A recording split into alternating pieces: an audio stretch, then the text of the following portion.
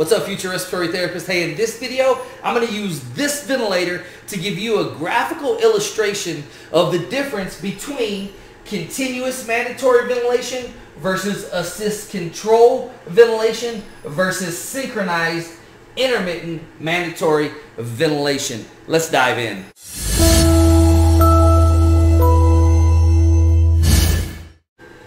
Alright, so this is an illustration of volume control CMV. Now you may ask yourself, well, what is CMV? Well, CMV is controlled mandatory ventilation. So what that means is that the ventilator has a set respiratory rate, a set tidal volume, and a set flow. So we have a tidal volume of 500, a flow of 60 liters per minute, and a respiratory rate of 10 breaths per minute. And when you look at your screen here, what you recognize is that there is a breath happening about every 6 seconds. So that's 0, 6, 12, 18.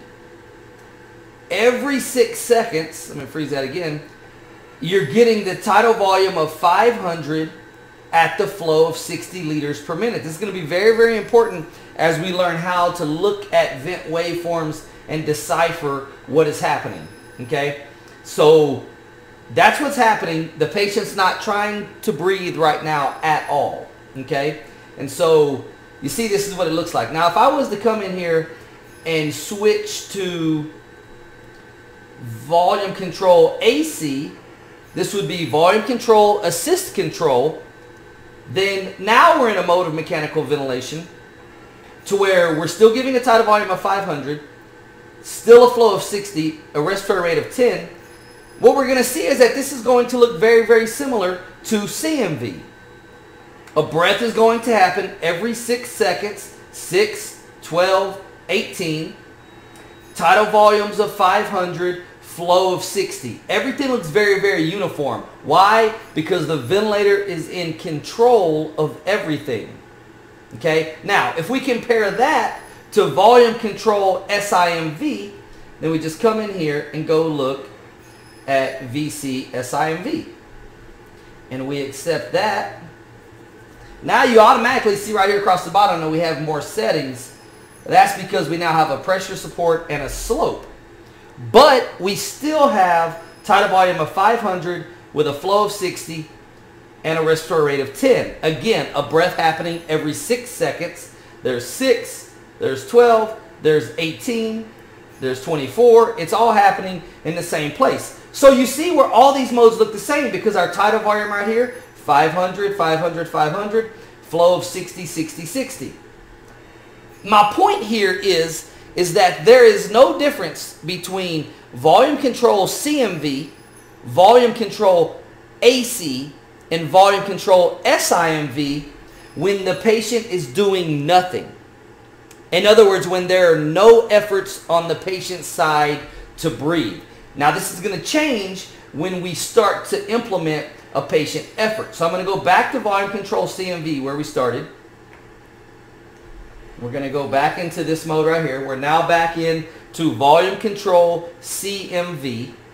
And the patient's not doing anything right now. What we see here is that we have breaths happening every 6 seconds. You're going to see that come up. Everything is very uniform because the vent is in control of volume and flow. See, I can change the pressure. I can make the pressure go higher by changing the compliance of the test lung.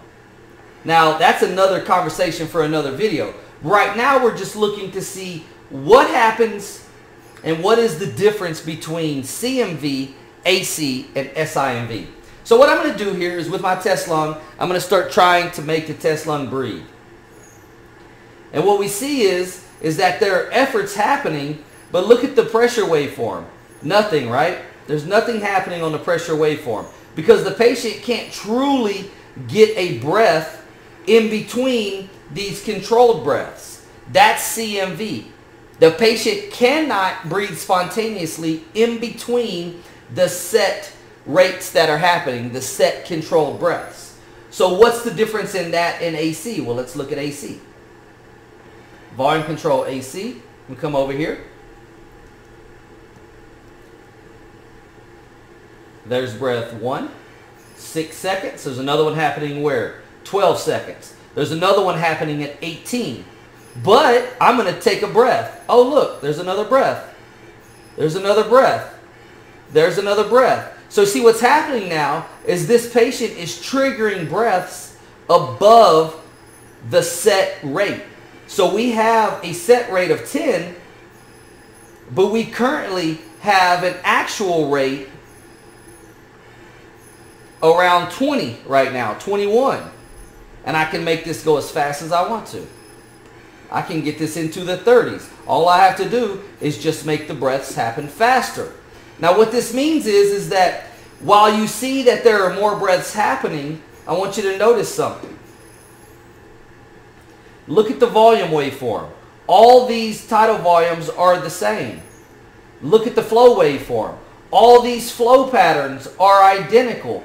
That's because while the patient can initiate all of these breaths, the ventilator is still in control to how much volume they get and how much flow they get. So how much they get and how fast they get it. Not how quick they get it. The patient is in control of how quick they get it or how often, but the ventilator is in complete control of flow and volume. One other thing you'll notice here is when I take these breaths again, and I initiate these breaths using a test lung. All I'm doing is just squeezing on a test lung here. That's all I'm doing.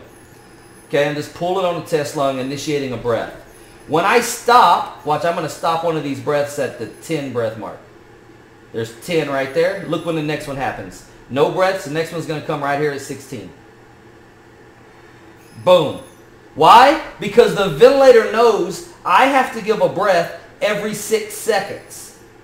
If the patient wants one, they can have one before that. They just have to ask for it. And when they do, I'll wait another 6 seconds after that last breath to give another mandatory breath. Okay? So these are patient-triggered breaths, ventilator-controlled breaths. Now this is going to be very different when we go into SIMV. So let's go into volume control, synchronized, intermittent, mandatory ventilation. So we're going to see a control breath here. I want you to see several control breaths. Like that. That's a control breath. There's going to be another one 6 seconds later because we're still on a rate of 10. Right there. There's your next control breath. Now look what happens when I reset the screen here. Look what happens right here. I'm going to start breathing spontaneously. Right here.